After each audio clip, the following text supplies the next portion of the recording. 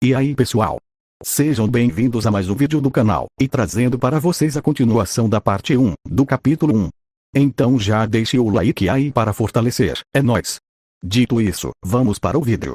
A história continua, após Ainz trocar suas vestes.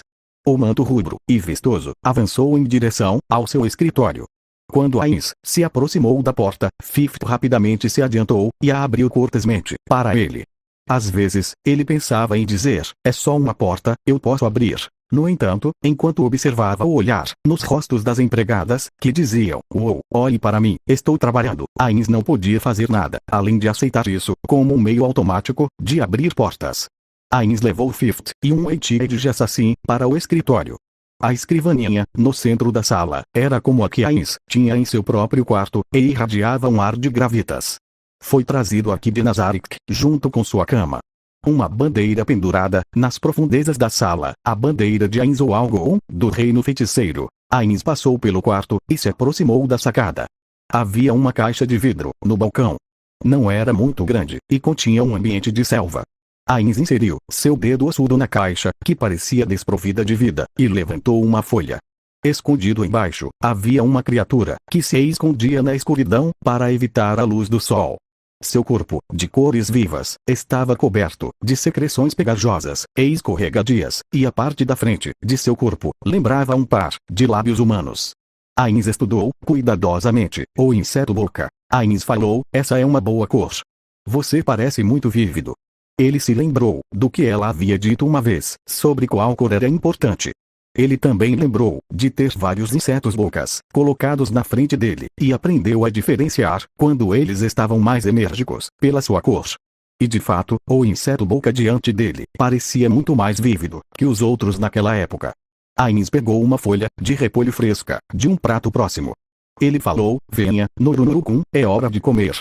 Ele trouxe a folha para perto do inseto-boca, que atendeu pelo nome. Depois que ele soltou a folha, o inseto-boca freneticamente a comeu, com grandes bocadas.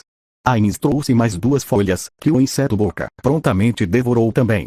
Ele decidiu parar por aí, porque Tom havia lhe dito que a superalimentação não era bom. Ainz gentilmente devolveu o insignificante e feliz inseto-boca à sua casa sombreada, na caixa de vidro, para o lugar que mais amava. Ainz falou, parecia um pouco nojento no começo, mas depois de cuidar disso, por um tempo, percebi que é realmente muito fofo. Ele não estava falando com ninguém em particular, apenas falando para si mesmo. Ainz tinha um sorriso alegre no rosto, quando ele fechou a fina tampa da caixa. A caixa não era muito resistente, e o inseto-boca poderia escapar, se realmente quisesse. A razão pela qual Ainz usou, foi para provar sua confiança em ser capaz de cuidar bem de seu ocupante. Dito isto, era um monstro mercenário, gerado com ouro, então, a questão de saber se escaparia ou não, ainda não tinha resposta. Ainz gentilmente limpou a mão com um pano nas proximidades, e depois de terminar todas as tarefas da manhã, ele se sentou em sua cadeira. Ele apoiou o peso nas costas, e deixou seu corpo afundar, profundamente. Ele pensou, trabalho. Não há horas oficiais de trabalho, mas meu coração ainda afunda, nessa época. Eu acho que velhos hábitos são difíceis de morrer. A escrivaninha estava imaculada, não havia um grão de poeira, sem falar sobre a organização dos documentos. Era completamente diferente da mesa de Suzuki Satoru. Tudo isso porque ele não precisava trabalhar durante a noite.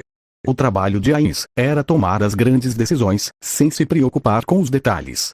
Depois que ele decidia a direção geral, então, seus subordinados entrariam em ação. Ainz se perguntou, ainda assim, é por isso que é tão difícil. Pela primeira vez, percebo que a dificuldade de um trabalho é determinada por quanta responsabilidade ele coloca em si mesmo. É mais mentalmente do que fisicamente cansativo. E certamente, é mais estressante.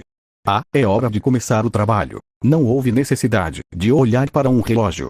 Naquele exato momento, uma batida veio da porta. Fifth, que estava em pé, ao lado da porta, verificou a identidade do interlocutor.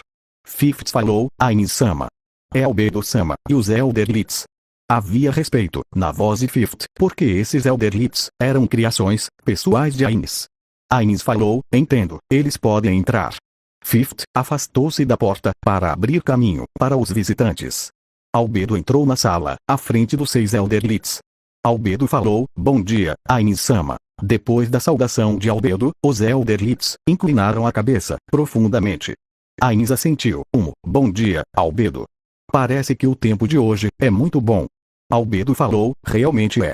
Eu tenho relatos de que estará ensolarado o dia todo. É claro, se for seu desejo, como o governante supremo deste mundo, nós podemos produzir qualquer tipo de clima que você desejar. Vamos prosseguir, Ainz-sama. Isso estava apenas sendo usado como um tópico irrelevante para iniciar uma conversa. Mas Ainz não esperava que ela começasse com uma sugestão como essa. Ainz falou, isso não será necessário. Eu gosto das mudanças no clima. Os dias ensolarados são bons. O rugido do trovão, nos dias chuvosos, deve ser saboreado. E a suave queda da neve é bastante intrigante. Pode-se dizer que se pode tirar um dia de entretenimento apenas observando as mudanças naturais do clima. Ainz não desgostava das mudanças climáticas deste mundo. Nesse mundo intocado, ele descobriu que entendia as palavras do antigo camarada, Blue Planet. A chuva foi, originalmente, uma bênção da natureza. Era melhor deixar a natureza permanecer natural. Albedo falou, sim, entendi. Claro, eu senti que você não tinha vontade de alterar o clima, mas eu tinha que perguntar, para ter certeza, Ainz-sama. Afinal, você não é o tipo de líder que nos ordena diretamente para satisfazer seus desejos. Ainz perguntou, mesmo. Não me parece assim. Ainz pensou sobre isso, mas ele não conseguia pensar em algo que ele particularmente queria. Quando ele ainda era Suzuki Satoru, sua mente estava cheia com pensamentos de Yggdrasil. Depois que seu corpo se tornou assim, só piorou. Embora ele não tivesse certeza se isso era um efeito colateral de se tornar uma criatura morta-viva, a chance de sempre ter sido assim era algo a se ponderar. Se ele tivesse que falar de um desejo por qualquer coisa, seria um desejo de coletar itens raros. E também de... Ainz sorriu em solidão e gentilmente balançou a cabeça. Ainz falou, não pode ser exatamente como você diz. No entanto, isso é simplesmente porque não há nada que eu realmente queira. Se eu desenvolver algum desejo, darei naturalmente as ordens apropriadas quando chegar o momento. Albedo falou, quando chegar a hora, espero que você me permita, como supervisora guardiã, selecionar as pessoas que responderão imediatamente aos seus desejos. Respondeu Albedo, baixando a cabeça. Quando voltou, seu rosto parecia um pouco corado, e completou. No entanto, suas roupas hoje são espetaculares. Elas são extraordinariamente radiantes. Não, elas brilham tão brilhantemente, porque você está usando Ainz-sama. Albedo continuou, dando seu elogio. O brilho de que ela falou era provavelmente as gemas que pareciam substituir botões, já que seu crânio não refletia a luz. Ainz assentiu, enquanto pensava sobre isso. Ainz falou, se diz, então, devo agradecer-lhe por isso, Albedo. Albedo falou, você é muito gentil. Eu estava simplesmente afirmando o óbvio. Ainz-sama, você é, verdadeiramente. Ainz levantou a mão para interromper Albedo, enquanto ela animadamente se preparava para continuar. Ele tinha a sensação de que deixá-la continuar arrastaria a conversa por um longo tempo. Ainz falou, vamos deixar esse assunto de lado, por enquanto. Então, e quanto aos documentos que você e os outros estavam lidando ontem, Albedo? Albedo assentiu, sim. Albedo estufou as bochechas, de maneira adorável, e os Elderlits seguiram suas instruções, e colocaram seus documentos na mesa. A pilha de documentos, empilhados um em cima do outro, chegou a uma espessura considerável. Os documentos em si não continham muitas propostas, mas eles tinham muitos documentos de apoio anexados a eles.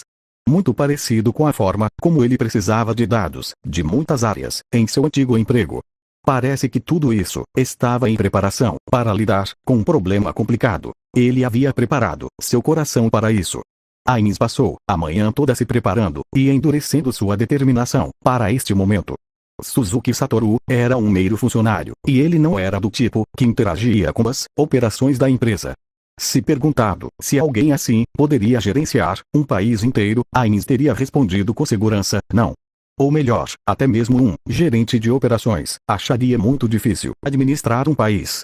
O que piorava tudo foi que Ainz era um governante absoluto. Mesmo que houvesse algum erro nas palavras que ele falava, seus subordinados se uniriam para transformá-los em realidade. Havia algo mais assustador que isso. Uma única palavra de Ainz poderia levar a um suicídio em massa. Sendo esse o caso, o que ele deveria fazer? A resposta era muito simples. Muito parecido com suas roupas, ele tinha que entregar essa responsabilidade para pessoas capazes. Ser capaz de alocar habilmente seus subordinados, de acordo com seus pontos fortes, também era uma qualidade essencial em um chefe. Dito isto, também havia problemas em delegar completamente tudo para os outros. De fato, ele poderia ficar tranquilo se tudo fosse deixado ao cuidado de Albedo. No entanto, ele era um rei, não uma mera figura de um chefe. Como alguém em posição elevada, ser superior implicava ter as responsabilidades de um superior. Claro, havia algumas tarefas que não podiam ser ignoradas, dizendo, não sei. Como tal, Ainz começou a ler, cuidadosamente, a pilha de documentos, de cima para baixo, colocando o selo real em cada um deles. Depois de estampar, ritmicamente, vários documentos, Ainz fez uma pausa, tendo selecionado um deles como alvo do dia. Ele abriu para examinar seu conteúdo, e depois. Ainz pensou, eu não entendo afinal. Ele se perguntou, isso tem algo a ver com recursos materiais?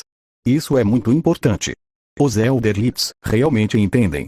Bem, eles foram todos feitos por mim. Como essa diferença de habilidade pode ser explicada? Embora ler tudo isso é realmente cansativo. É como ler documentos legais. Como havia referências cruzadas para outras páginas, havia muitas repetições dessas poucas palavras que precisavam ser repetidamente alternadas entre as páginas. O último ponto baseou-se na conclusão anterior para se chegar a um julgamento negativo. Fim. Obrigado por sua visualização e nos vemos no próximo vídeo.